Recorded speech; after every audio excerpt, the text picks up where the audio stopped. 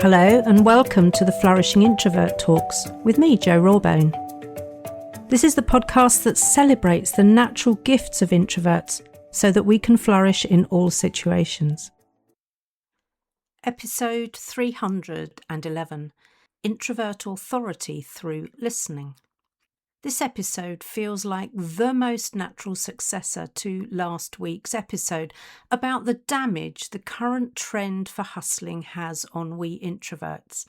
And yes, I'm choosing to treat it as a trend because of how it's been popularised by influencers. Ugh. I know that January is typically a very busy month for many of my professional services clients, so they're used to undue haste, the forgotten niceties, the clipped tones. But why does it carry on into the rest of the year? In short, habit.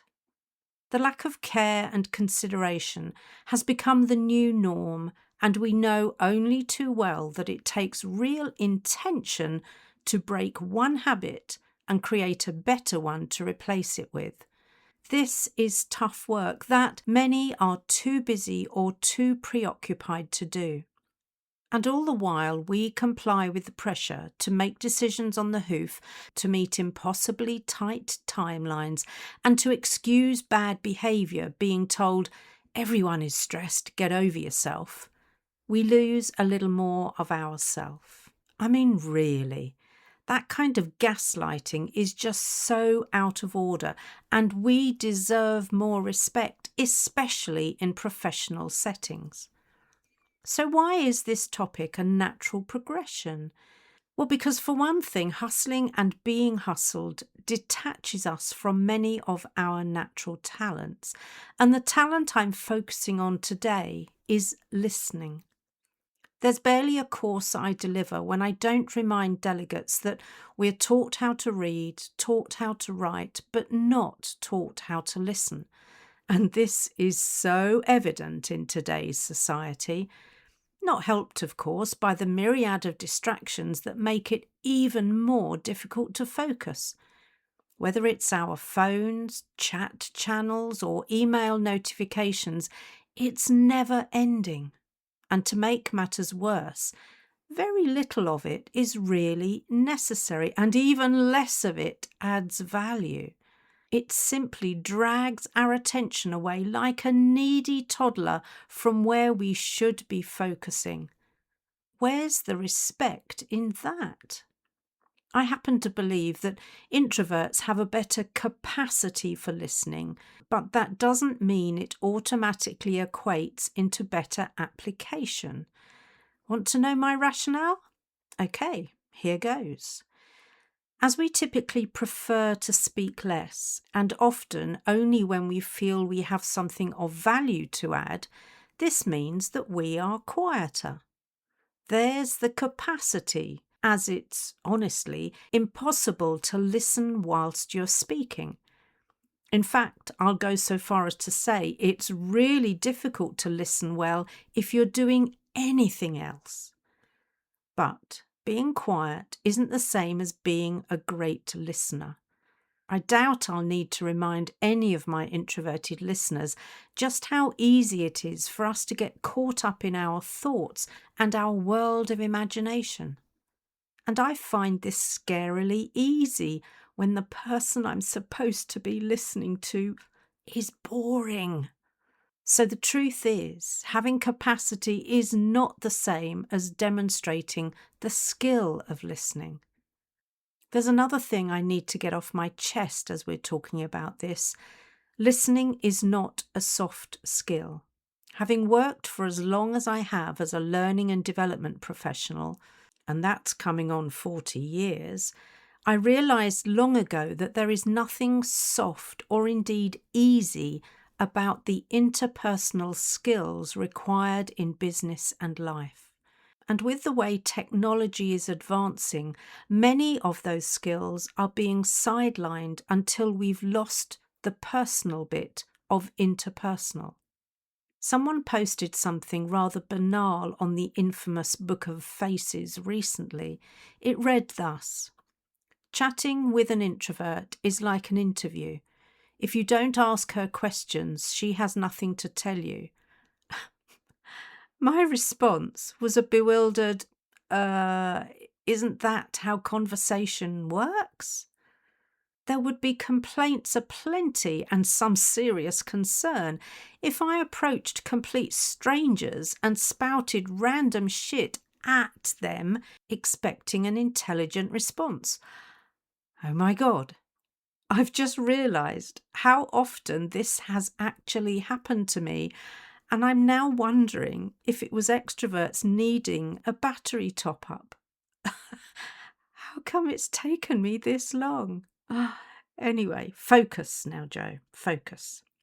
The reality is that talking at people is not the best form of communication, and certainly not where we have relationships to maintain, business to discuss, and problems to resolve. So here's what listening is, in my mind at least. It's part of a communication process that requires active rather than passive involvement. I need to apply myself to actually listen rather than passively register noise and simply hear. So there is a massive difference between listening and hearing. I also believe communication comes with shared responsibility in that one party needs to package their message so it's more likely to be received and understood as intended, whilst the other party needs to focus, avoid distractions, and really pay attention to what is being said. It's a kind of verbal tennis match, if you like. We see double faults served when someone doesn't tailor their message to the listener, and points are lost when someone tries to play a return shot before the ball is even on their side of the net. Let me explain. Many people, in their desire for haste or their need to be right, listen to reply rather than listen to understand. As Stephen Covey stated so clearly in Habit 5 of 7 Habits of Highly Effective People, we need to listen deeply and empathically before we speak. Yet our default, especially when hustled, is for our listening to become very functional or transactional, meaning we auto-respond and miss the empathic element. We focus on the words and take them at face value rather than taking the time to understand their meaning. Carl Rogers nailed this back in the 1950s and 60s when he said, "Man's inability to communicate is a result of his failure to listen effectively." See, it's not a soft skill at all. This realisation led Rogers to coin the phrase active listening, a concept we still use to this day to denote respectful and effective listening. That's the type of listening where we engage our emotional intelligence and empathy so we really understand and acknowledge the speaker's perspective. As you might gather, it's so much more than hearing noise, so much more than pretending to listen, so much more than feigning attentiveness. Now, if we share the responsibility to communicate effectively, as I believe we do, what does that mean for we introverts? Here are some simple guidelines that have helped me to override my personal quiet autoresponder and demonstrate authority through my listening. Number 1, ready myself to listen. It's an active, not a passive process, remember, so turn to face the speaker and put down or move away any distractions that might otherwise steal my attention. This is the first respectful step and reduces the likelihood of me escaping to my own thoughts when I should be listening. Number 2, put myself in the speaker's shoes. Many people are nervous about speaking out, and I know just how much having someone listen actively encourages me to get my message across clearly. The nods and smiles make a world of difference. Number 3, listen to understand. Having reactions to what is being said is completely normal, so notice them and decide if and when to articulate them.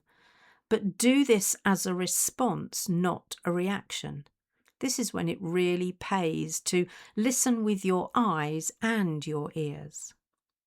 Number 4, check understanding. Clarify what you're hearing and ask questions that will help you and them understand what is really being said. Where possible, use their words rather than paraphrasing, as that introduces your own filters and potential biases. Number 5, schedule a best time.